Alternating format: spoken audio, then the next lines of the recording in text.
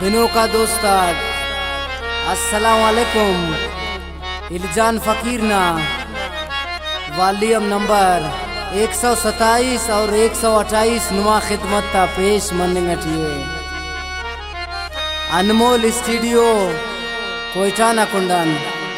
Recording engineer उस्ताद कासम सहर, musician उस्ताद नना, keyboard बाजा उस्ताद उस्ताद आजम वसीम, रिदम उस्ताद उस्ताद नदीम कलंदरी और द कैसेटना सिलेक्शन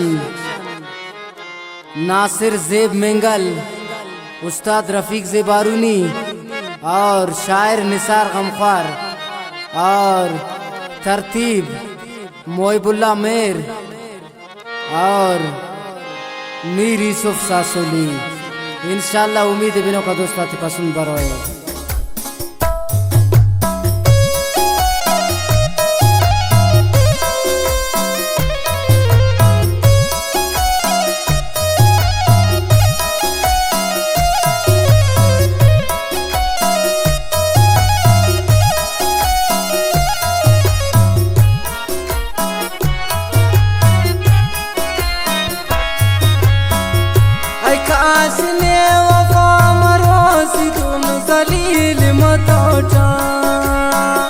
लैला जानते न जवानी हम बदनसीब मतोटा, ऐ खास ने वफा मरोसी दुन जलील मतोटा। लैला जानते न जवानी हम बदनसीब मतोटा, लैला जानते न जवानी हम बदनसीब मतोटा। शादी नंतो किधर शादा जियान एहसान जेब मेंगल ना बिनिस मोइबुल्ला मेर।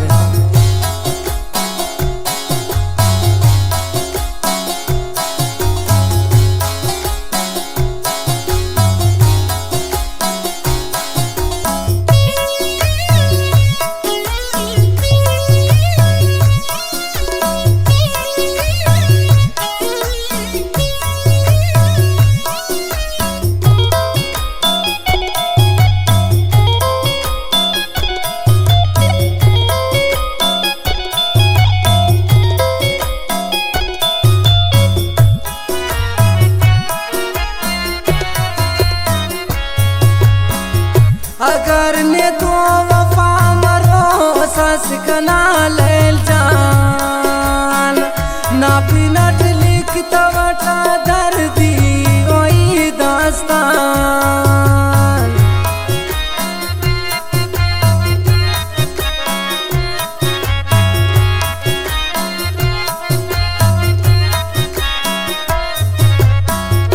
अगर ने तो वफा मरो सस कना लेल जान ना पिनट लिखता वटा दर्दी ओई दास्तान। ऐ खास ने वफा मरोसी दुन जलील मतोटा, तेना जवानी लेल जान बदनसीब मतोटा, तेना जवानी लेल जान बदनसीब मतोटा।